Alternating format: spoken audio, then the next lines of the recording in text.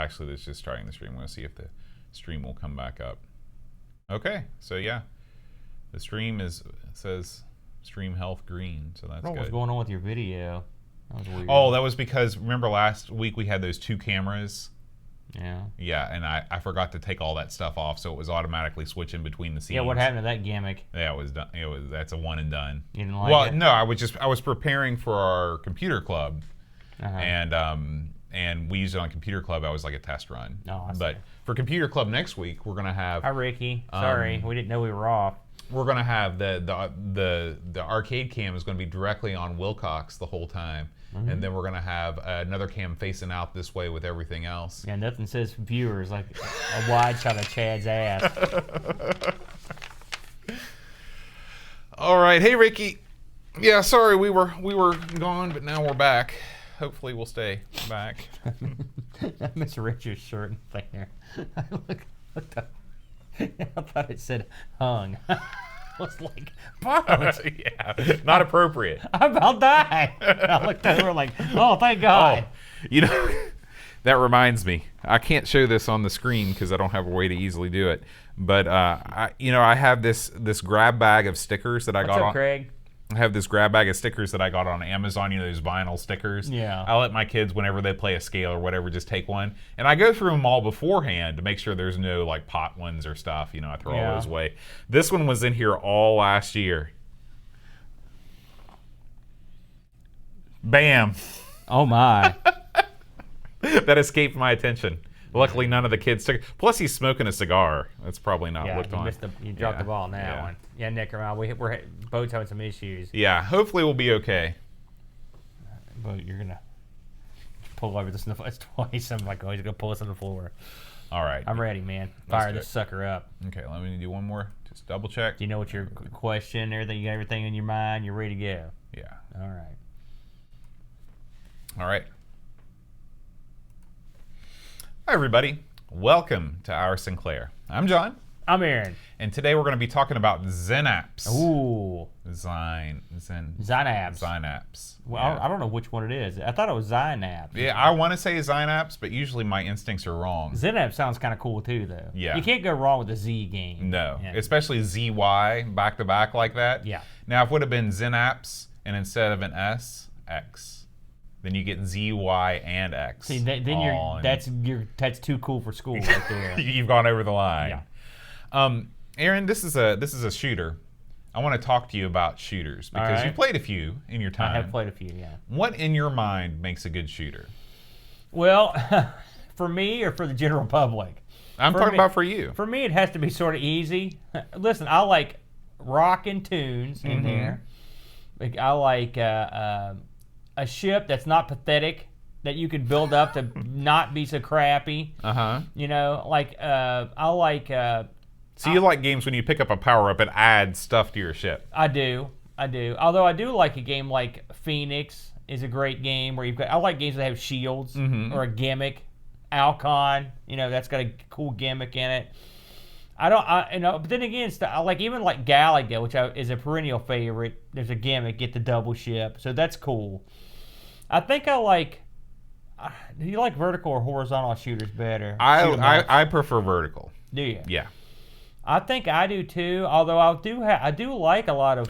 I'll tell you why. Of horizontal ones. The reason why is because too many horizontal shooters are flying in a confined space, so you don't have the full range of the screen. Yeah, well, that's true. I will say, back in the old days, I was a big fan of Super Cobra and Scramble. The old flying bomb. Right.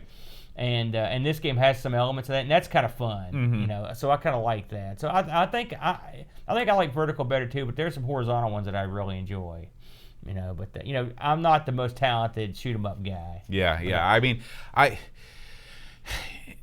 agree with almost everything you said. I like games where you start out with a normal ship and then you can build it up. I don't like games where you lose everything when you die, though. Oh, yeah. That's tough. And that seems to be or another one I hate is when you have to start all the way at the beginning of the level. Right. Give me checkpoints. Yeah. And let me lose maybe tick me down one notch, but don't make me start from the bare. There's a lot of games, again. and if you get killed at a certain point, you're boned. Like Alcon's an example. If you get to a certain level and you don't have all your stuff, you're screwed. You're right, get you mauled. just physically can't get by it. Yeah. Well, let's talk about this week's game, a horizontally scrolling shooter, Zynaps. Yep, Zynaps. Now I'm going to go on the assumption that every week that you have it, but I'm assuming you had never played this one. I've never played this one. So this one came out in '87, and it was published by the Houston Consultants Limited. Now the name Houston sounds familiar. Like maybe we've played another Houston game before. If we have, I don't know about it. It didn't come up. Yeah. Okay. The fellows that worked on this, though, they are an elite group, I'd say, at least some of them. The game was designed by Dominic Robinson, John Cummings, and the code was done by Robinson, Cummings, and a fellow named Michael Croucher. The graphics were done by those Cummings, Robinson, and Stephen Crow. And Stephen Crow is a man of some renown, and Mark K. Jones. Was he in the Black Crows? No, he was not, but he's well, I'll get to it. Sound and music in this, Steve Turner, J. Dave Rogers, Kevin Grieve, and Nigel Grieve. So I looked up some of these guys to see what they'd done. John Cummings worked on, and it's funny how these games pop back into our playfield, and luckily we know a lot of this stuff. He worked on Flying Shark. Remember that? That was a game I don't think I ever played. I've just heard about. Yeah, we talked about this on the Amigos a long time ago. Super Off-Road, Iron Man Stewart, Super Off-Road, and Rainbow Islands. Mm-hmm. Dominic Robinson worked on Anarchy, Flying Shark. These are all ZX games. Star Tip 1. Tim Follin's music, Uridium and Uridium Plus. Well, we've talked about Uridium. And Stephen J. Crow has worked on a bunch of stuff. Laser Snaker, Factory Breakout, Wizard's Lair, Starquake, which is a game that I've heard quite a bit about. Fire Lord, Uranium and Uridium Plus, Eliminator, Heavy Metal, and he was elected. He won Best Programmer of the Year in 1986, and he also works at Blizzard. Wow. And he also worked on the Earthworm Jim series. Huh. Steve Turner, just to get into what he got up to, worked on Astro Clone, Avalon, Quasitron, which again we looked at. John Phillips worked on Eliminator, Impossible. I like that game, and Nebulous. Now I found an interview here with Dominic Robinson, just a couple highlights of it. I thought this was neat because I don't think I've never heard this. He got his start. They asked him where he got his start in programming. He started programming on calculators. That's where he got his. And that's kind of neat. Yeah, that's kind of neat. The first game he ever worked on, he converted Uridium to the Spectrum, which Uridium was a real big game on the C64. Yeah, I don't know that I've played that one. Is that another shooter? I know. I think me and Brent played it. I'm not sure you played it. He said that Andrew Henson, which I'm assuming is the guy from the Henson Software Associates Consultants group there, told him. He came up to him and he said, "Write me a horizontal scrolling shoot 'em up." And he's like, "All right." And so he wrote this, and according to him, they wrote this game in 5 months. Holy cow! They knocked it out. Yeah. So there you go. So let's talk about the game. I should mention this debuted at a price of almost £8, £7.95 piece. So this is a little more expensive than what we usually cover. I think that this is a normal game for the Spectrum. So this is not a budget title, release. and this did work on the 48K. So 48 and 128. Oh yeah, but I mean, yeah, right, exactly, and going up. So what is this game? This is, like Boat said, it's a horizontal shooter. When it comes up, it's got a cool load screen. I thought it was an attractive load screen.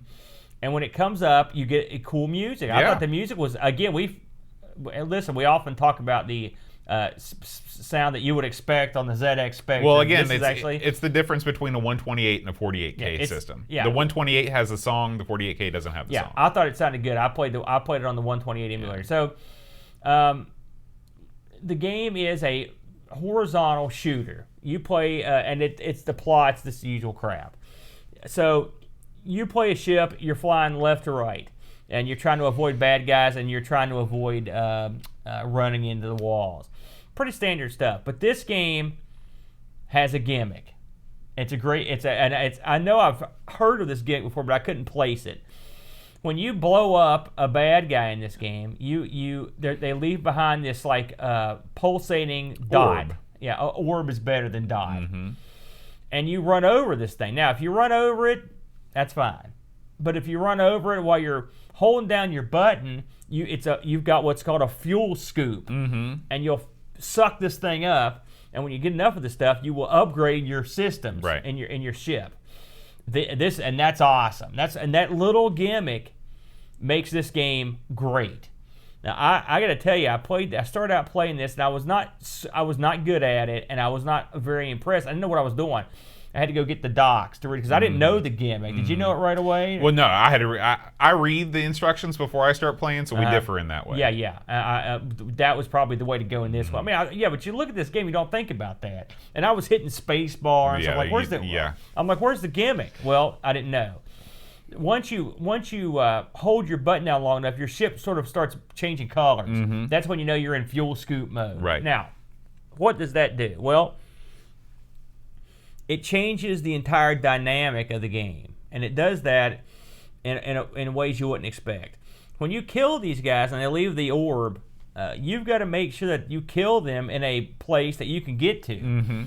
Sometimes you can shoot guys and they're in an obstacle. You can't get to the orb. Sometimes they're too close to one side of the screen that you can't get to the orb. Sometimes you don't shoot enough of the group to even get the orb to come up. Right. So the challenge comes just as much of destroying them as figuring out where in their pattern you need to shoot them so you can get that orb. That's right. Something else that you have to consider is when you're playing the game and you see orbs standing around, you might have 2, 3, 4 orbs on the screen. You're licking your chops. The problem is, when you're scooping these orbs, you get shoot. Yeah. So you're vulnerable. And that is another aspect of the game that makes it lots of fun because you've got to make sure you're clear. What this game does is it presents the player with choice, and that is not common in these types of games. I mean, in most of these types of games, you're just trying to get from point A to point B, killing enemies and not dying. Right. This game makes you think a little. That's right. I like the fact that the weapons they're pretty diverse. My personal favorite weapon was, and we were just talking about Super Cobra, is this bit where you will drop bombs. There's a bit where a reticle kind of comes out and it targets stuff, and once you've targeted it, sort of you'll automatically shoot it. Right. That's pretty handy. You're going to need these additional weapons because the bad guys in this are actually. This is an interesting game. We've played some of these shooters on the Specky, and they remind me like the Blood Money, sort of just the guys come out and do it. They come out in a pad and go, blah, blah. Yeah. And this one has some of that, but it's also got some pretty aggressive, smarter guys. Like the different types of characters that act in a different way. I'm not sure if any of the bad guys actually track your movements in this game, but they definitely there are varying patterns that are interesting that they appear in. Yeah, they'll charge. Like for example, sometimes they'll charge forward right at you. Right. Sometimes they'll go off to the sides and they'll shoot diagonally, and their shots will cross, and it's whoever came up with the way these guys fly. They knew how to screw with you, and they're very good at that. Now, there are multiple worlds in this. You've got and I thought these are kind of neat. You've sort of got the opening world where you just kind of fly into these sort of like, I don't know, generic tunnels in space. Then the second world is like you're going through like an asteroid field, which was pretty cool. Then you've got like a bubble world where there are like bubbles and stuff everywhere. Then you've got these little like oasis, like little like islands, like desert islands up in the sky. Right. You've got that, and there seems like there's another one. I'm trying to think of what it is off the top of my head. I never got to these worlds. I cheated at this game early and often. Yeah, I still couldn't get all the way past the second level. I got past the second level. I couldn't get past the bubble level. You know, it's funny. One of the things that I love about the Sinclair with the emulator, I'm not sure how one did this on the real machine, but if you go on World of Spectrum, there are all these poke commands, and you just enter a series of numbers. Oh yeah, that's how I cheat. Oh man, I've never done it that way. That's a good idea. I just use save states. The color clash on this is practically, you probably won't even notice it. I mean, it's there. Well, most enemies are single color. Yeah. And then like the things that are multicolored are there. It's more like a gradient sort of thing. Yeah. We should mention at the end of the levels are end bosses. Now I will say one of the things I didn't like about the end bosses is that at least the couple that I fought, there's no one to know how you're doing. Yeah. They don't even make a noise or even flash or anything. That's the downfall of this game. It kind of reminds me of Hybris, how the scenery looks great. The enemies, the attack patterns are all wonderful, but when it comes to the bosses are kind of a letdown. They're large sprites, but they don't animate particularly well. They just sort of hover about and fire at you at a greater clip than the normal enemies. They're big old enemies, and I like the fact that like an Alcon, you'll fight some for a while and they'll leave, but you'll see them later. They'll be coming back around. And which is I always think that's kind of a neat thing, adds a little bit to it. But I did notice that the game's the hit detection is not the best. To be completely honest with you, I think normally if I get beat, I'm mad. I'm not, but it happens. But if the shots are somewhere close, you almost always die. Right. And I mean, you can be darn sure you're not shot, and you still get killed. Right. Now, one of the things that we should mention about the boss that is really genius, because the Spectrum can't really support a boss meter. In a modern game, when you get to the boss, there'll be a meter that pops out of the screen with health. And beat 'em ups and things you'll have, they'll start to flash red when they're there. But what this game does, just to let you know that you're hitting this, because the bosses are the only enemies in the game that are more than one hit, they do change color, and they basically go through the entire spectrum. The first boss, I don't remember him. I only got to the second boss. I don't remember them changing color. I don't remember that either, but I'm looking at it now on the video, so maybe it's only the later bosses that do that. But what a cool thing to do, to let the player know that you're actually doing something. It's what something needs to be done, because I couldn't tell I wasn't even sure I was even hurting him until he blew up. So this game has redefinable keys, and now, believe it or not, Boat, and I never did, but I actually played this one with a stick. I'm glad you're finally entering the century of the joystick. Listen, this right here is a tough get. You're going to have so much more fun now that you've left. Well, no, I mean, I've always had the ability to use a stick. I just usually don't. It's like I like to play with my feet just because I can. Well, give me a break. It's not that bad. So overall, I think this is easily the best shoot 'em up we've played on the system. I think this is far and away my favorite. It's got diverse stages. They're different looking. There's a ton of different enemies. There's different weapons. There's cool sound. I mean, I wish the sound for your ship's firing was a little cooler, but it's okay. But I don't think it doesn't feel as robotic as some of the others we play, where the guys just coming. To me, I know they are sort of coming out and doing their little shades, but they felt better. They're not coming out and doing curly cues and stuff. I mean, they're more aggressive a lot of times, and they do different stuff that I enjoy. I'll tell you, I don't know how they're going to get much better than this. This is going to be tough to top. Yeah, I can't. Because this has even got it's got music, it's got everything. I can't think of a way the Spectrum could make a better shooter than this game. I did like, on the HUD, you've got a little bit of a HUD that's got, you've got these rotating, kind of looks like something off the original Star Trek series, where it's just like a rotating helix for no reason at all, but it just looks cool. You got some gimmicks at the bottom of the screen, but they do tell you what weapon you're coming up on. It's great. You've got your number of lives at the bottom. The screen is actually very useful. I mean, it's not just window dressing. It looks cool too. I mean, it does look cool.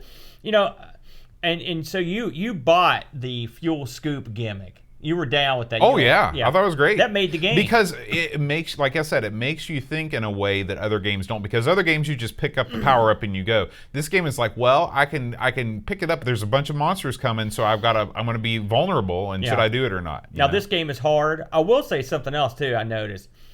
I had to aggressively hit the fire button. In fact, so aggressive with it, I got tired. Really, if you've got the ability to turn on auto fire, the problem is if you have that, you're boning yourself on the scoop. Were you using that ergo stick? No, actually, I was not. Okay, no. I was going to say, because that's the one downfall, either that or the Epics, is using your, squeezing the trigger multiple times. That's no good after a while. I was using my monster stick, and I was having a blast just going to town with it. It's sort of, what would be nice if you could set up 2 buttons, one to be rapid fire and one to just be normal. That would be nice. And that way you could use the one that's normal to do your scooping. Because you rapid fire, you means your bone. And I will say, until I knew about the scoop, this game I was like, what is I can't do anything. I'm horrible. And it's not an easy game, is it? No. No. I mean, I couldn't make it past the second stage without cheating. It's pretty tough. It did not have it, as far as I can tell, it didn't have any skill levels, both that I saw. According to what I read here, there are 450 screens this thing scrolls through, which that's kind of neat. So this was a pretty popular game.